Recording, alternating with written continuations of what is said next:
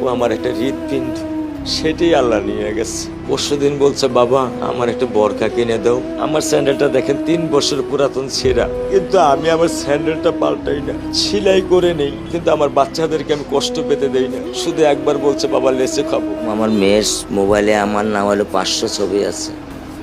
আমি এখনো সাহস পাইনি আমার মেয়ের একটা ছবি বের করে দেখতে। আমার সে সাহস নাই।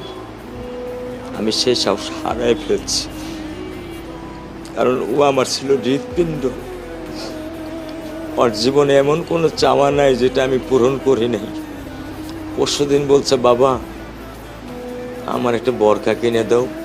আমার চাচতো ভাই বললো, ভাই ইসলামপুর থেকে 300-400 টাকা পাওয়া যায়।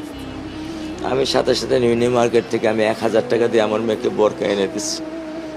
আমি দরিদ্র, ভাঙা বাসায় থাকি, কিন্তু আমার সন্তানদেরকে আমি কখনোই দারিদ্রতার স্বাদ পেতে দেইনি। দারিদ্রতার স্বাদ পেতে দেইনি। আমার বড় মেয়েকে এখন আমি সেলোরার থেকে জামা কিনে দিই।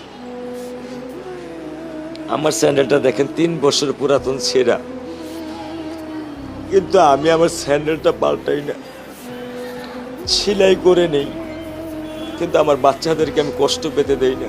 শুধু একবার বলছে, বাবা লেচে খাবো। আমি 1 মিনিটও দেরি করিনি, 1 মিনিটও আমি দেরি করিনি।